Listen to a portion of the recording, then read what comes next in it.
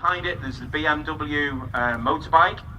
Different colour scheme as well. We've got the Dunkel grey or the dark grey. All German vehicles are in the dark grey, particularly before 1943, 1942. Different type of camouflage. And these are soldiers looking a bit wary because they've just been attacked at the Falaise Gap, which was a major problem for the German army. They got caught in two pincers between the Allied army and just got actually bombed to bits in this gap and lost thousands and thousands of men and armour. And you could actually walk across the dead from one side to another. You didn't actually have to put your feet on the ground. You could just walk across German bodies of soldiers and equipment. Now these guys here are going to bring in some of their expertise as well. The guy in the Kubel wagon there with the ski cap on, they were issued in 1943 and proved very, very popular with the German army, very comfortable to wear. The officer on his BMW, he looks like a Hauptmann or a captain. And these guys looking a bit dishevelled. They've been basically bombed to bits and attacked by marauding Allied aircraft in the Falaise Gap. They're pretty pleased to see this Stug here, and I think the personnel of the Stug as well are pretty pleased to see their infantry. Infantry very, very important to the German army, of course, always. And the actual NCO in charge of them is saying, just let's make an all-round defence here. Let's help these guys out with the Stug. Let's try and protect the Stug. There is the possibility of allies in the area, of course. So let's see how they get on trying to fix this.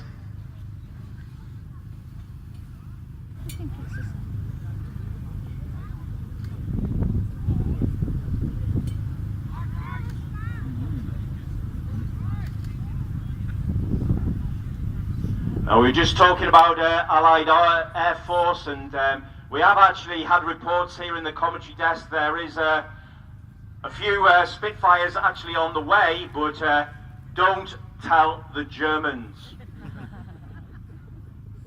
They will not like to hear the sound of the Spitfire overhead, and they're on the way.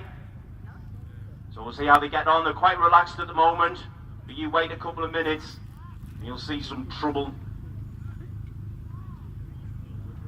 Now they're enjoying the French sunshine there, having a chat with the officer, the Hauptmann, still working on the Stug.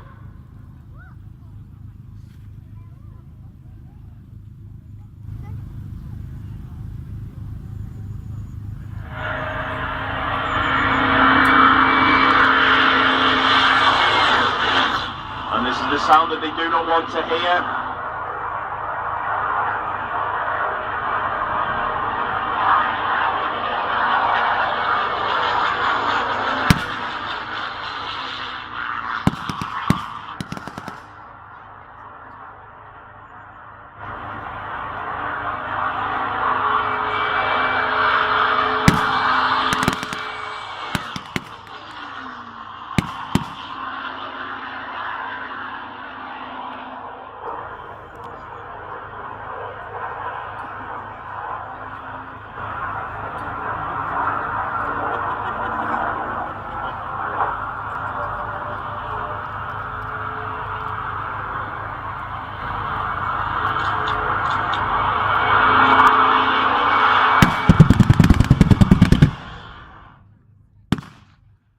And off the Spitfires go, done their work, of course, giving them a good strafing.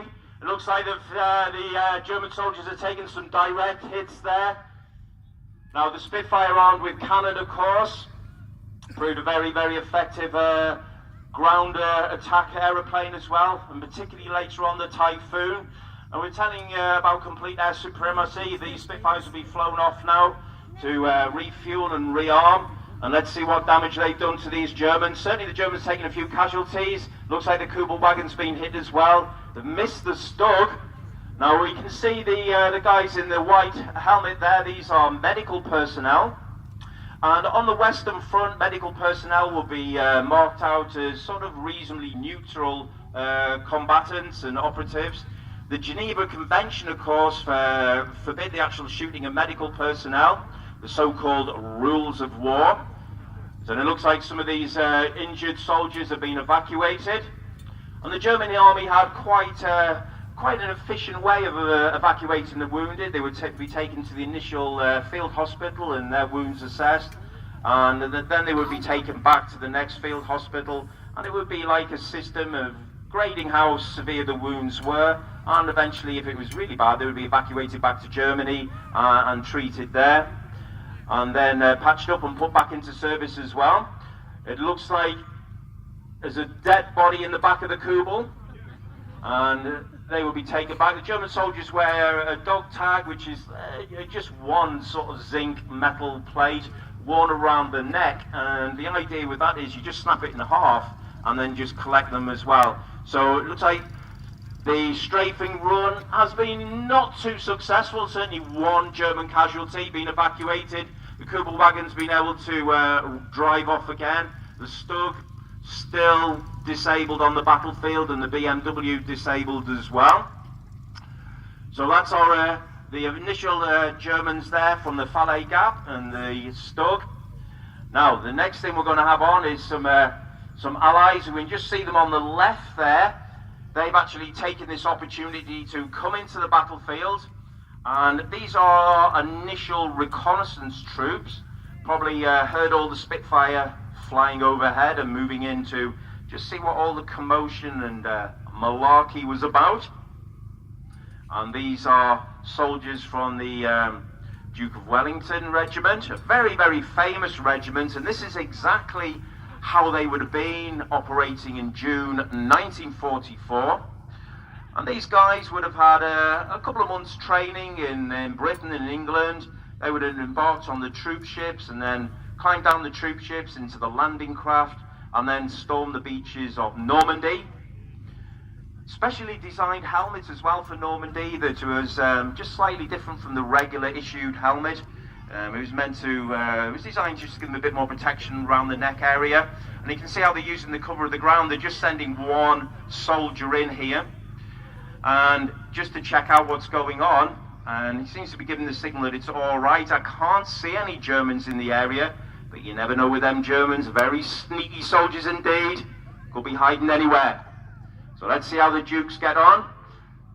We're talking about the Dukes of Wellington. They're a very, very famous regiment, and their main battle was the Battle of Caen, which is a big French town in Normandy. And just after D-Day, the Allies had reached Caen, well behind schedule, of course. Montgomery wanted to reach Caen a lot earlier, but eventually they did reach Caen, and the Dukes here, the regiment, fought in Caen, but they actually had a terrible battle with the 11th SS, the Hitlerjugend, which were very young German soldiers, and this battle went on for 3-4 days throughout the ruins of Caen, because it had been obliterated by the Allied Air Force a day before. A lot of French civilians were killed in Caen. There was very little left of Caen, so these poor soldiers had to fight through the rubble. They didn't know the Hitlerjugend was there, the 11th SS, so they came across these guys, and the 11th, the Hitlerjugend came across the Dukes as well, and both sides fought very, very bravely and took horrendous casualties on both sides. And after the battle, the Dukes retired for some R&R and to re-equip and just count the casualties and find out basically how many were killed. And it came out that nearly every officer and NCO was killed, and they reformed in a churchyard. And one of the soldiers heard overhead an aircraft, and it was a German aircraft, a Storch or Storch, and literally within 10 minutes they were being shelled again by heavy artillery. And basically after that, the whole regiment was completely destroyed. So we see how they're getting on. They've actually moved to the Stug here. So have a good look at their uniform, exactly how it would have been in June 1944. The main rifle is the Lee Enfield 303. The Enfield was a very, very famous British arms manufacturer in London.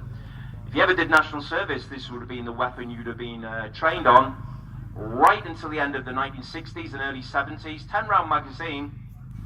The other thing we've got there are the Sten, the very famous, iconic Sten. And they're going to move forward again. Probably have a really good look inside the Stug and the BMW for any papers. So let's see how they get on. Somewhere here. I can hear some rifle fire. Oh, it looks like from that German position on the right-hand side, the Dukes are returning a bit of fire, and one's retiring back. I wonder what he's up to. Is he going to make a cup of tea? Very famous for making cups of tea, the Dukes. And some actually say they actually make the best tea. We can hear the bagpipes. It looks like he's going to get some reinforcements. Yeah, look at this. Should we give them a round of applause? It's our British commandos coming on. Right, let's see how these guys get on. The Green Berets. Some more infantry being brought up. Let's see if they can crush this German defence.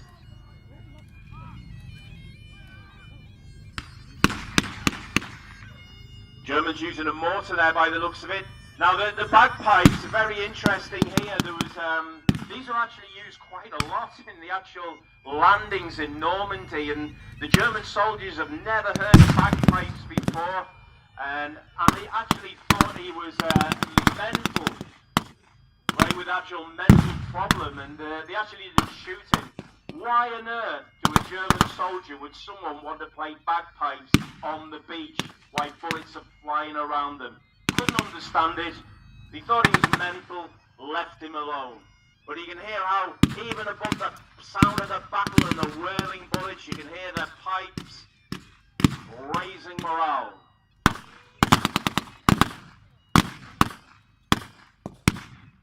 Now then, what are the Germans doing? Even at this stage in the war, they're not going to give up an inch of this French countryside without a battle, and the Germans are going to put in a counter-attack themselves. Let's see how they get on against the Marines. With their Stens and the Enfields and the Dukes right in the middle.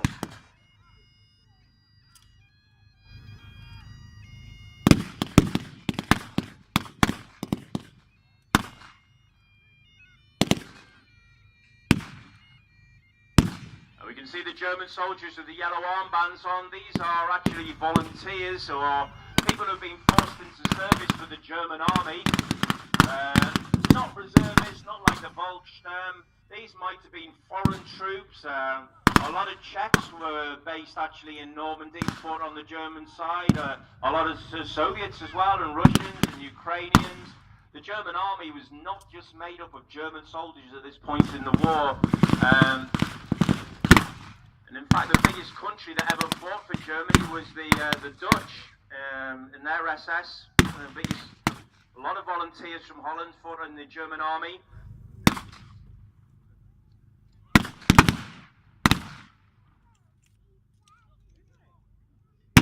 Right, now the Germans here, not giving up an inch of this French countryside, and it's the classic German attack, isn't it? The so-called pincer, attacking on two points.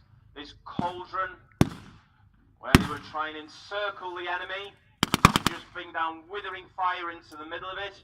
This is how the German soldiers are being trained, and when you're trained like this and indoctrinated as the soldiers were, it doesn't leave you even in the heat of the battle. Or some taking a hit. The Allied soldiers putting smoke down here. Now smoke's used to disguise the movement of troops. So I don't know whether the Allies are thinking they've had enough against this sustained German attack or not. Certainly some of the wounded have been evacuated out of the back. Some more commandos have been evacuated as well. And even the Dukes there are deciding to move back under the cover of the smoke. And the Germans are going to take advantage of this. The Germans, very aggressive troops indeed. And any spare inch given up by the Allies will be reoccupied by them. And they always like that word, occupation and reoccupation.